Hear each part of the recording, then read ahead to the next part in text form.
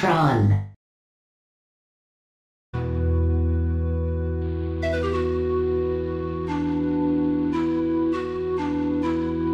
Man, this brings back a lot of memories.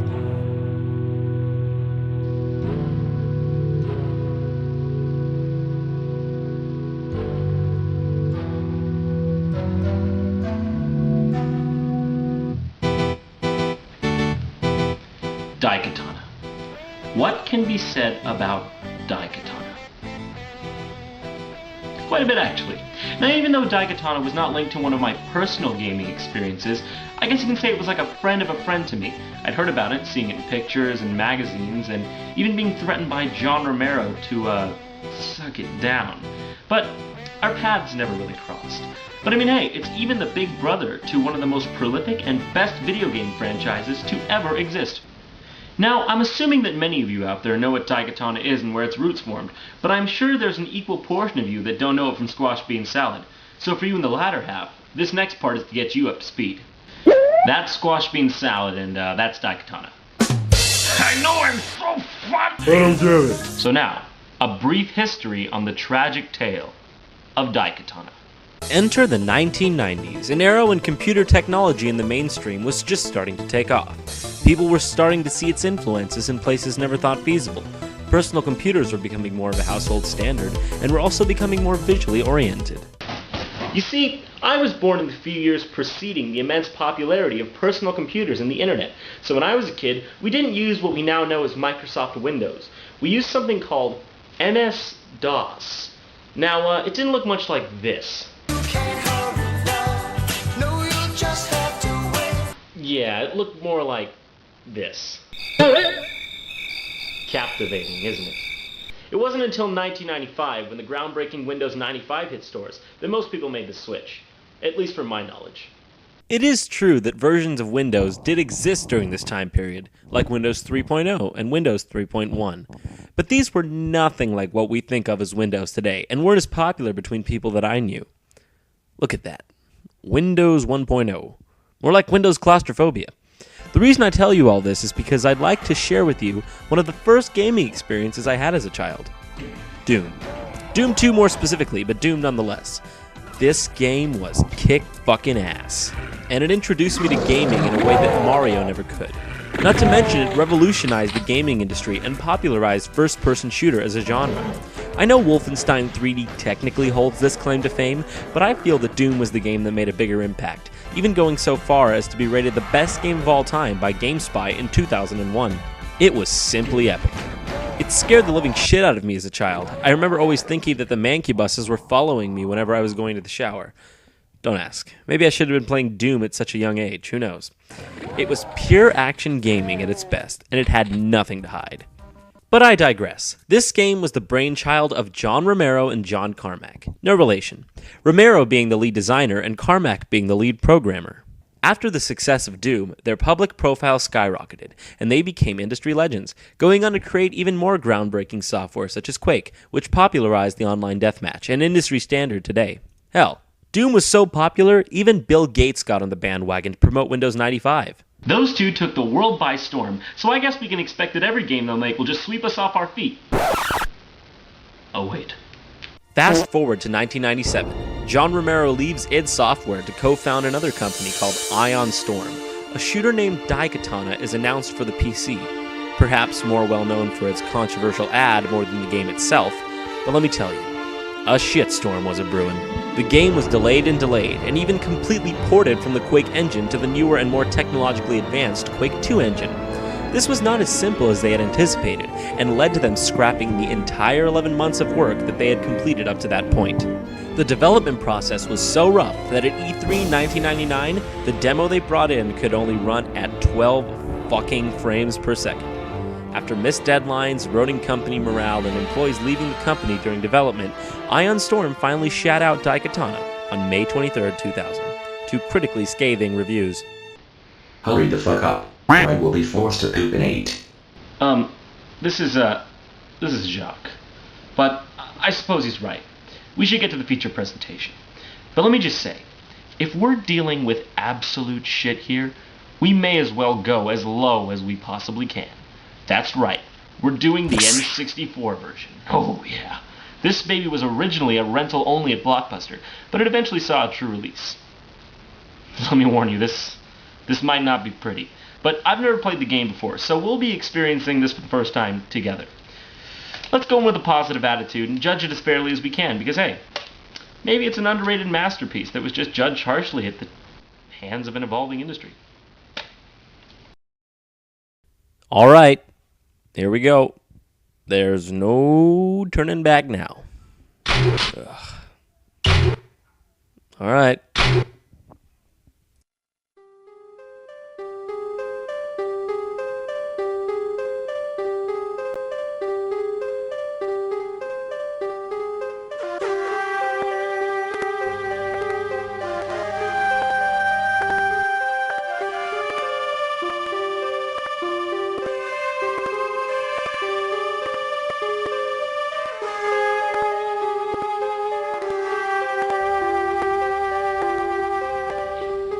Have you ever seen a game with such shitty presentation? The textures suck, everything moves in strange robotic ways, and the music in the background literally just repeats the same few notes over and over again, but look at this! What the hell's happening? Your guess is as good as mine. Eventually, this guy stops dicking around and opens the door to the longest and most boring intro cutscene I have ever seen in my whole life. I'm not exaggerating to make this funny. This is as bad as it gets. I timed it. This opening cutscene lasts 11 minutes and 30 seconds. Over 11 minutes before you get to do anything in an action game. What if Doom started off this way? Yeah, 2 words. Fuck this! Ugh, this is torture. I mean, listen to this. Listen to this music. There's nothing else. Not even sound effects. From what I can understand, the story is as follows. It's the year 2455 AD, and there's some pandemic happening caused by some guy named Kage Mishima. By using the MacGuffin of the story, the Daikatana, a sword, this Mishima guy traveled back in time and stopped the disease from being cured in the first place, giving him the ability to take over the world somehow. So you play as Hiro Miyamoto, a stiff, personality-lacking protagonist with really bad textures, who has to travel through different time periods and save the world. You know, who cares? Let's start.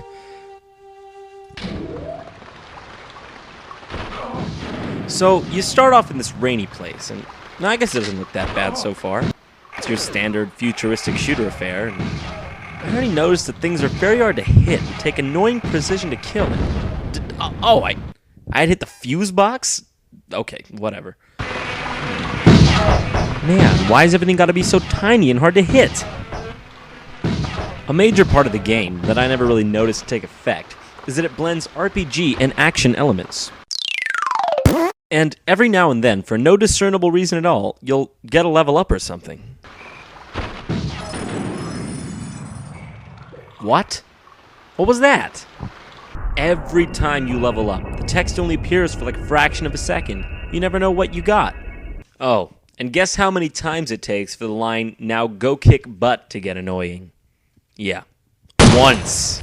So about a few minutes into the game, you reach a part where there's this sort of low-hanging door thing.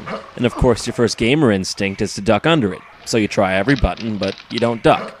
Then you check the menu for the controls, but you don't find any control tutorial or anything. So, of course, your second gamer instinct is just to shoot the hell out of it. But nothing happens. Punch it some. Give it some of that. Same deal, nothing. So then comes the lovely gaming sin of backtracking out of desperation. Now, may I remind you, This is the first 3 minutes of the game! things like this can never be a harbinger of good things to come. So, after consulting the internet, I found that you actually can crouch. Oh, look at that, isn't it cute? You want to know how to do it? Are you sure you want to know how to do it? Because I don't think you want to know how you do it. I'll tell you. R and A, that's how you crouch. That's how you crouch. I wouldn't even be mad about this. If A, some tutorial popped up as you got to the door, you know, like in any decent game. B, the controls were listed somewhere in the game. Or C, all the buttons were used up. But no! The L button isn't even used in the whole game. Why? For what reason? Why couldn't crouch be L instead of R and A? Because of this fatal flaw, if it wasn't for the internet, I may have never gotten past the first 3 minutes of the game. It's like everyone at Ion Storm was on Ambien during the development of this game. But seeing the game as it is, maybe they were. Oh, I should mention though, Chemco is responsible for this particular port, not Ion Storm. If that excuses it any. This game has some really terrible and tedious level design. Like, for example, this platform takes forever to come down, and it's really easy to fall off of it because of the slippery jumping controls, which are often a problem, as you'll see later on. But when you go on it, it goes up at like 1,000,000 miles an hour. Why couldn't it come down that fast? Oh, and what a surprise, I slipped off. You can see where this begins to become a problem. As long as we're talking about tedium, I may as well mention that every time you die, you go back to the beginning of the level. This becomes annoying quickly, as this is the kind of game where you die. The jumping and dying becomes a problem in parts like this. Like look, there's no invincibility period like there should be, so the lasers can just take out your health in one shot. And this is pretty far in the level. What the hell? I have to go all the way back now? So eventually you come to this one part and... what the hell? Apparently this guy's being tortured, and all over the place in this game there are these people who just stand there completely unalerted to your presence. These people are all over the game, and just serve to remove you from the game's atmosphere, if it exists at all. So you save this guy, and he tells you that to get him out, you need to find the access card behind the Mishima logo that you passed on your way in.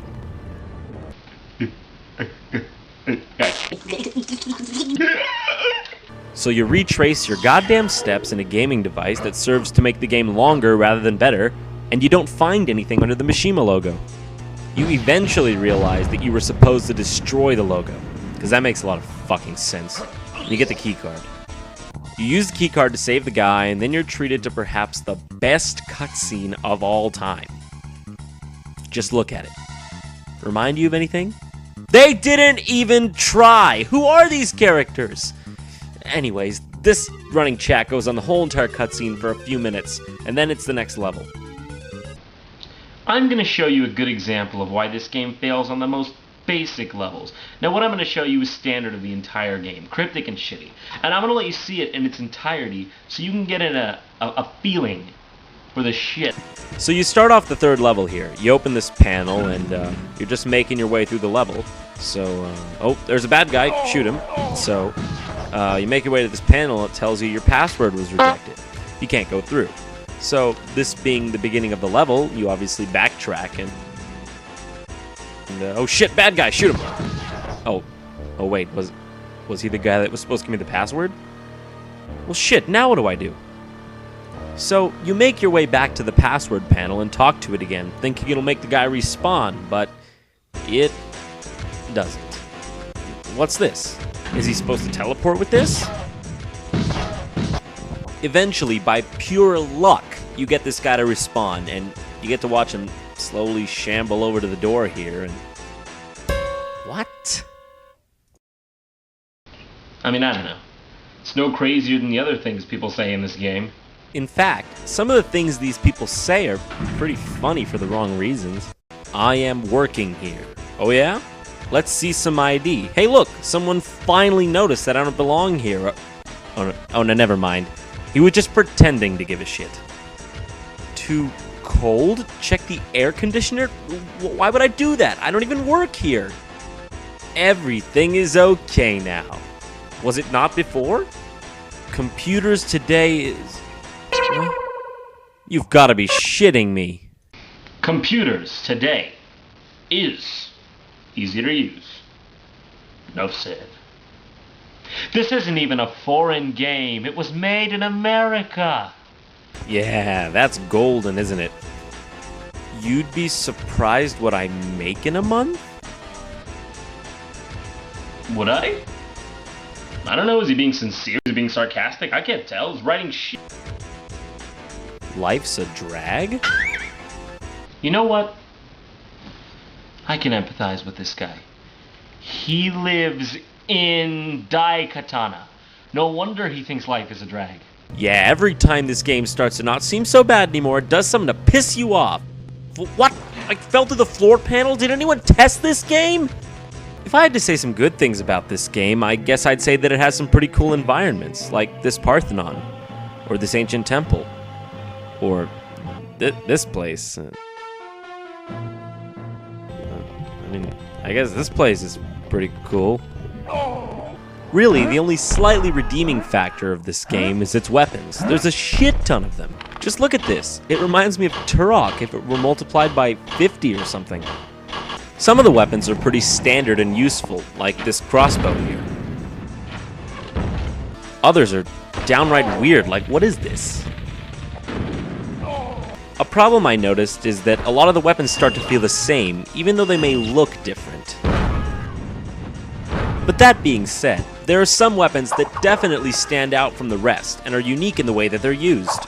Look at this dongly weapon here. It's absolutely useless.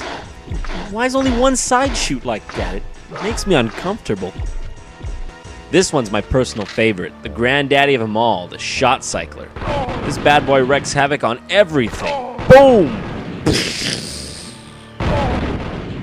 Alright, I got a little off track there. So, you eventually get to the end of World 1 and find the Daikatana. No boss, you just get it. Wonderful. Can't do much more of this. Really can't. Let me just give you the Cliff Notes version of the next few levels. The second world is like this Parthenon Greece type place. So, you go here and you fight a snake lady. Yeah. Cutting edge, right?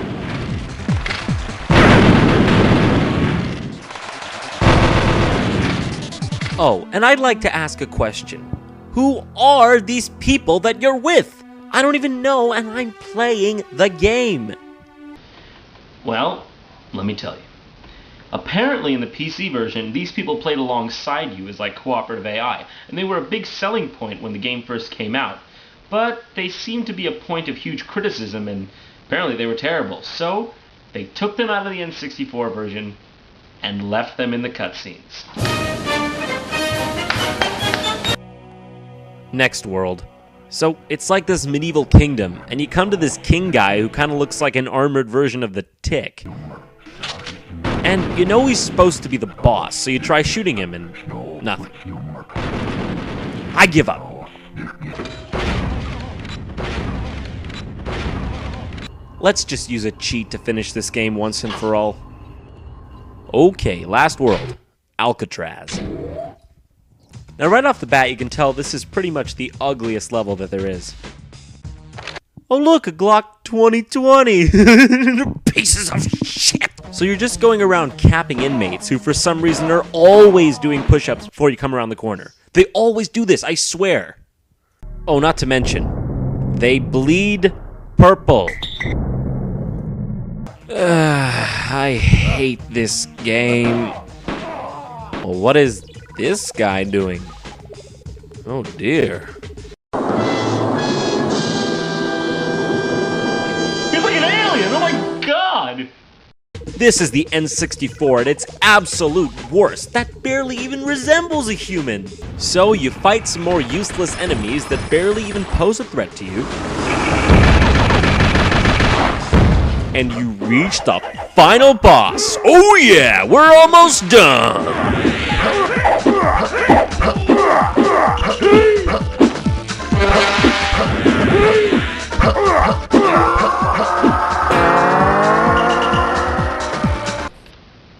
That was it. You saw it. That was the whole thing. That was it. I didn't cut any of it out. It was like 20 seconds long. What a piece of shit. I mean, a game is supposed to get gradually harder as you go along, and a final boss is supposed to test your skills that you've learned up to that point. But what was that? There was no challenge. You just strafed around him and... You remember the last boss of Doom 2? Yeah. Nothing like the last boss of Daikatana. Now, it is true that there's one more boss fight after this, but who gives a shit? It's the same thing. So, you beat the game, and you're treated to this cutscene with loads of people you don't know who they are or care about. And what? Who is that? And what's he doing? Really? Seriously? Whatever. Just watch this. What's going on? Oh look! Humor! No, I don't know what Think I it's expected. over? Nah, you'd be giving this game too much credit. Here he is again. I just don't know. I just don't know what to say. Fuck it. That was it. After that, I have nothing to say. That's it. That was Daikatana, the end. But I will say this. We shouldn't hate John Romero just because he made one flop. I mean, he made plenty of other good games like Doom, Doom 2, Quake, and we don't hate Bill Cosby because he made Leonard Part 6, and we don't hate George Lucas just because he produced Howard the Duck. No. We hate George Lucas for many, many other reasons. Thanks for watching JonTron Episode 1. Come back, there will be more where this came from. Subscribe or die. I like Yum Yums.